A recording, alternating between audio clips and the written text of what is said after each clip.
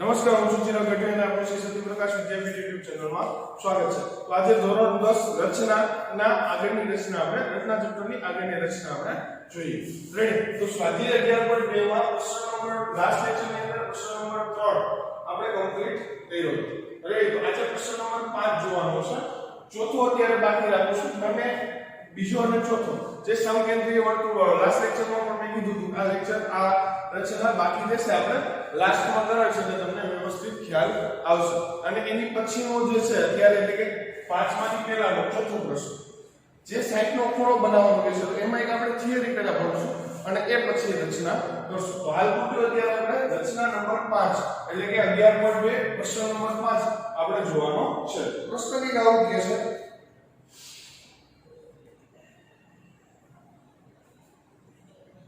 8 semi લંબાઈનો રેખાખંડ AB દોરો. રેડી? તો સૌથી પહેલા તો તમને આ રીતે આપેલું છે કે રેખાખંડ AB બરાબર 8 સેમી. જો લાસ્ટ લેક્ચરની અંદર આપણે જે રચના કરી એની અંદર શું કીધું હતું? તો કે પહેલા એક વર્તુળ હતું. રેડી? વર્તુળના કેન્દ્રથી બંને તરફ 7 સેમી લંબાવવાનું કીધું હતું, જ્યાં બિંદુ આપણને P અને Q મળતું હતું. રેડી? પછી શું કીધું હતું? તો કે P અહીંયા O બિંદુ હતું. પહેલા OP નો લંબ વિભાજક કર્યો અને એક વર્તુળ આવશે. રેડી? પછી OQ નો લંબ વિભાજક કર્યો, અહીંયા એક વર્તુળ આવ્યું અને જે સેન્ટર પોઈન્ટ હતા એટલે જે છેદતા હતા એક અહીંયા પછી એક અહીંયા અને અહીંયા. તો આ રીતની આપણે રચના લાસ્ટ લેક્ચરની અંદર કમ્પ્લીટ કરી. તો એ રકમ શું હતી? તો કે તમારી પાસે બે વર્તુળ આપેલા હતા. સોરી, એક વર્તુળ આપેલું હતું, ઓ કેન્દ્રિત વર્તુળ ત્રિજ્યા ફોર એક્ઝામ્પલ 4 આપેલું છે. તો તમને શું કીધું હતું કે બંને તરફ કેન્દ્રથી બંને તરફ 7 સેમી લંબાવો, અહીંયા અને અહીંયા. રેડી? બંને તરફ 7 સેમી લંબાવો અને પ્રત્યેક બિંદુથી એટલે કે બંને તરફના બિંદુથી વર્તુળ મુખ્ય વર્તુળ પર સ્પર્શકો રચો. આવી એક રચના હતી. હવે આ રચનાની અંદર તમને શું કહે છે? તમને રેખાખંડ અગાઉ આપી દીધું છે. જ્યારે આ રચનાની અંદર તમને શું આપ્યું? પહેલા વર્તુળ આપેલું હતું અને વર્તુળ ઉપરથી તમે રેખાખંડ મેળવો. રેડી? એટલે કે વર્તુળના કેન્દ્રથી બંને તરફ લંબાવ્યું ત્યારે તમને રેખાખંડ મળ્યો. હવે અહીંયા શું કહે છે કે પહેલા તમને રેખાખંડ આપી દીધો છે. રેડી? તો રકમ સમજતા જાજો. રેખાખંડ AB 8 સેમી રચો. રકમની આ રીતે છે કે રેખાખંડ AB 8 સેમી રચો અને આગળ એવું કીધું છે કે A ને કેન્દ્ર લઈ, એટલે હું ડાયરેક્ટ લખું છું. રેડી? A ને કેન્દ્ર લઈ અને 4 સેમી ત્રિજ્યા વાળું વર્તુળ રચો. કેટલા સેમી વાળું? 4 સેમી વાળું. અને નેક્સ્ટ પોઈન્ટમાં કીધું છે કે B ને કેન્દ્રમાં લઈ અને 3 સેમી ત્રિજ્યા વાળું બીજું વર્તુળ રચો. 3 સેમી ત્રિજ્યા વાળું બીજું વર્તુળ રચો. અને લાસ્ટમાં કીધું પ્રત્યેક વર્તુળના કેન્દ્રથી બીજા વર્તુળના એટલે કે એક વર્તુળના કેન્દ્રથી બીજા વર્તુળ પર સ્પર્શકો રચો. રેડી? આ રીતની રકમ છે. તો સૌથી પહેલા તો રકમ ડિકોડ કરો કે કેવા શું માંગે છે. રેડી? હવે રકમને હું તમને એક્સપ્લેન કરું છું કે રકમ શું કહે છે. તો સૌથી પહેલા તો આ વસ્તુ લઈ લે કે AB બરાબર 8 સેમી. 8 સેમી આપણે AB દોરશું. રેડી? આપણે કેવી બનાવી છે? AB બરાબર 8 સેમી. હવે શું કહે છે? A કેન્દ્રિત વર્તુળ અને ત્રિજ્યા 4 એટલે કે A ને કેન્દ્રમાં રાખીને વર્તુળ દોરશું. રેડી? B કેન્દ્રિત વર્તુળ ત્રિજ્યા 3 એટલે B ને કેન્દ્રમાં રાખીને બીજું વર્તુળ દોરશું. એક 4 સેમી નું છે, એક 3 સેમી નું છે. હવે શું કહે છે? એક વર્તુળના કેન્દ્રથી સોરી એક નહીં પણ અહીંયા સૂત્ર છે પ્રત્યેક વર્તુળના કેન્દ્રથી એટલે આ વર્તુળના કેન્દ્રથી બીજા વર્તુળ પર એટલે અહીંયાથી એક સ્પર્શક આ રીતે આવશે. રેડી? એ પ્રત્યેક વર્તુળના કેન્દ્રથી બીજા વર્તુળને સ્પર્શકો રચો. હવે આ બીજું વર્તુળ આવી ગયું, આના કેન્દ્રથી એક આને સ્પર્શક આવશે, એક સ્પર્શક. તો કે આ રીતની આપણે આકૃતિ મળશે. તો હું તમને દર વખતે કહું છું કે જ્યારે પણ સ્પર્શકની વાત આવે ત્યારે તમારે લંબ વિભાજક દોરવું પડે. તો પહેલા પક્ષ અને કૃત્ય લખશો અને પછી રચનાક્રમ આગળ વધશો. ચલો. તો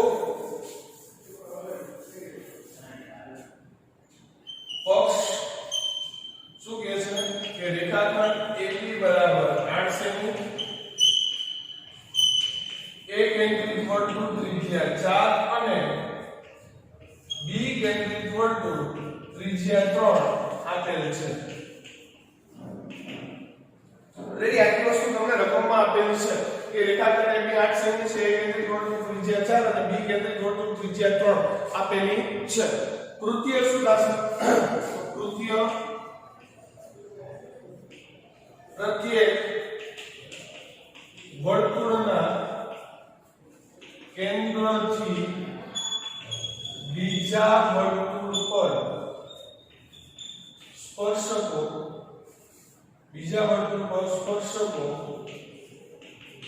રચો.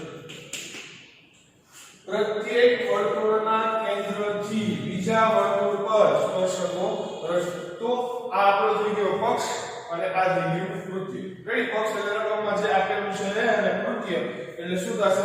તો કે જે દોરવાનું કીધું છે એ. ઓકે, તો અહીંયા આપણો આ પક્ષ અને કૃત્ય કમ્પ્લીટ થાય છે. રેડી, અને હવે આપણે રચના જોશું.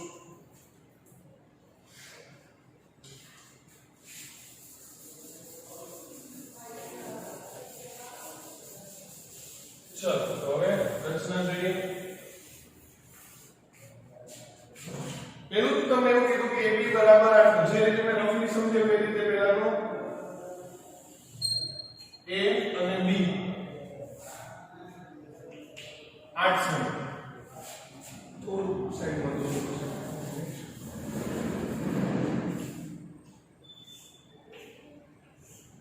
આ A અને B. AB બરાબર 8 સેમી જોયા પછી તમને શું કીધું કે A ને કેન્દ્રમાં લઈ અને 4 સેમી ત્રિજ્યા વાળું વર્તુળ દોરો. રેડી, તો આપણે A ને કેન્દ્રમાં રાખશું, અને એને કેન્દ્રમાં રાખીને 4 સેમી નું વર્તુળ દોરશું. રેડી, એને કેન્દ્રમાં રાખીને આપણે કેટલા સેમી નું 4 સેમી નું વર્તુળ દોરશું. સેમ પરિઘમાંથી માપ લઈ, સ્કેલ વડે માપ લઈ અને B ને કેન્દ્ર રાખશું. B ને કેન્દ્ર રાખશું અને 3 સેમી ત્રિજ્યા વાળું 3 સેમી ત્રિજ્યા વાળું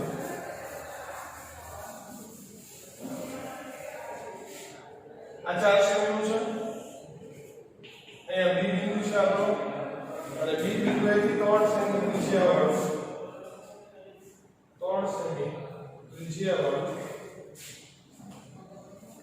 વર્તુળ આપણે B બિંદુએથી દોરશું. ચલો, એક મિનિટ.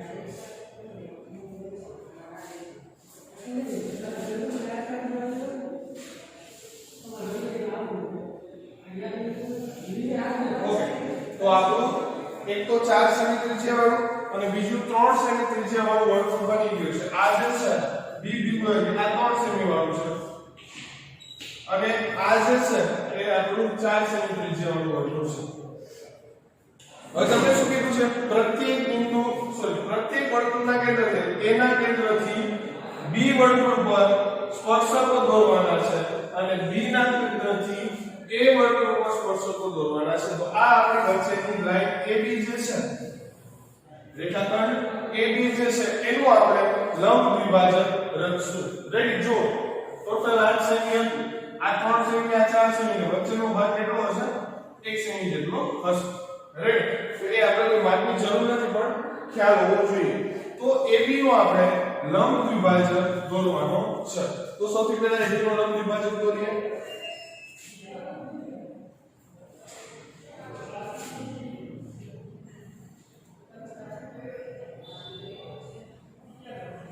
અડધા કરતા વધારે માપ લેશું. એક ચાપ ઉપર, એક ચાપ નીચે.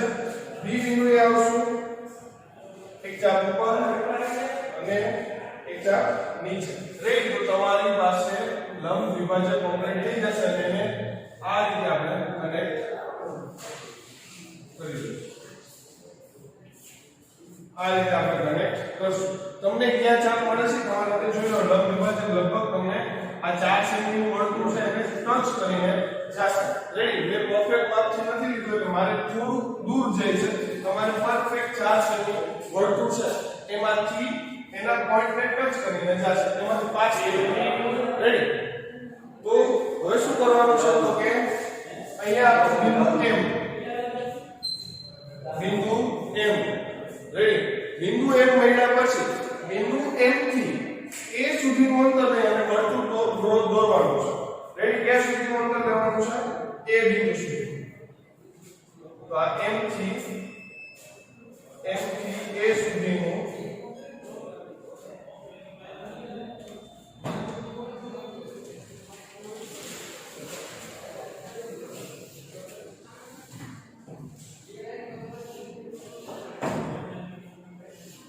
चलो मारे आમાંથી પાસ નથી થતું તમારે પરફેક્ટ બી માંથી પાસ થઈ જશે હું થોડું ચેન્જ કરી નાખું છું એટલે તમને ખ્યાલ આવે રેડી A થી M થી કેન્દ્ર લઈ અને A સુધીનું માપ લે અને વર્તુળ ડ્રો કરશું જે અહીંયા ક્યાં બિંદુ છે જશે એક અહીંયા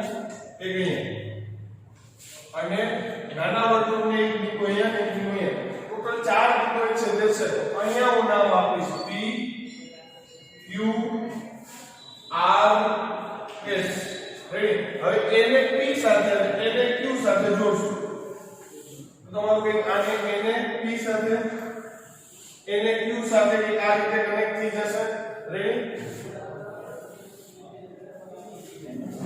એ જ રીતે B ને R સાથે અને S સાથે કનેક્ટ કરશું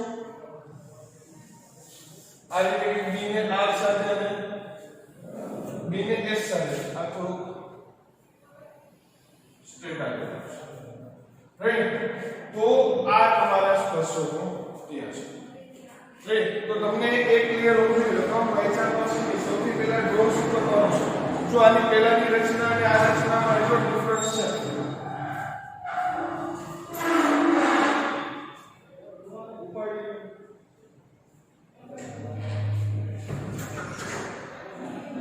બંને રચનાની અંદર એટલો ડિફરન્સ છે ઓની અંદર તમને પહેલા વર્તુળ આપ્યું અને કેન્દ્રથી બંને તરફ લંબાવવાનું કીધું અહીંયા પેલા રેખાખંડ આપ્યો છે અને બંને સાઈડ તમને વર્તુળ ડ્રો કરવાનું કીધું છે રેડી તો આ આપણી રચના એ કમ્પ્લીટ છે હવે આપણે એના મુદ્દા લખવાના છે તો હું આ ભાગ જો મેનેજ કરી નાખું છું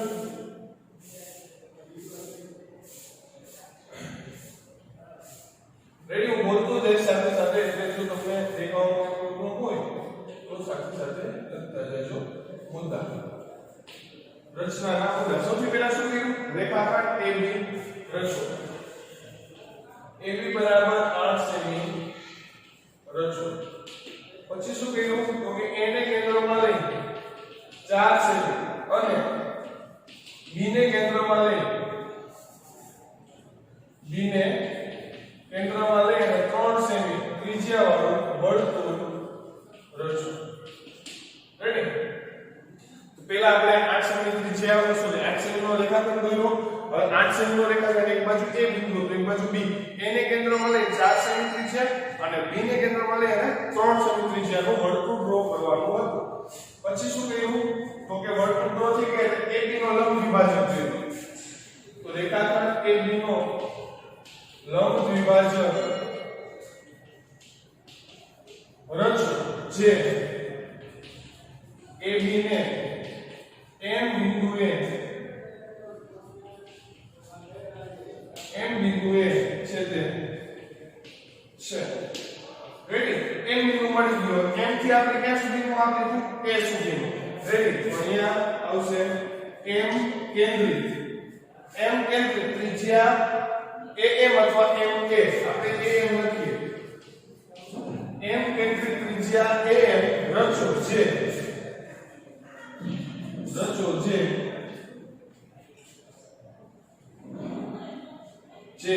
A કેન્દ્રિત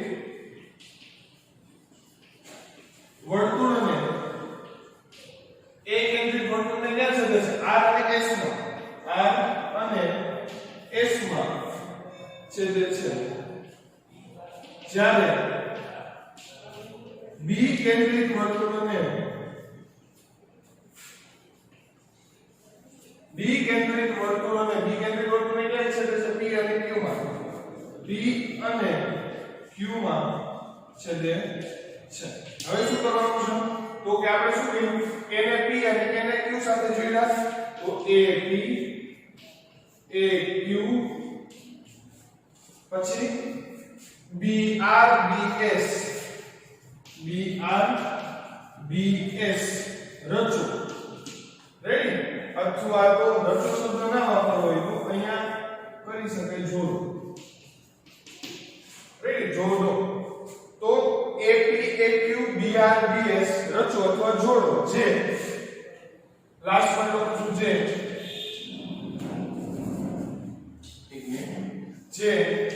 માધ્યા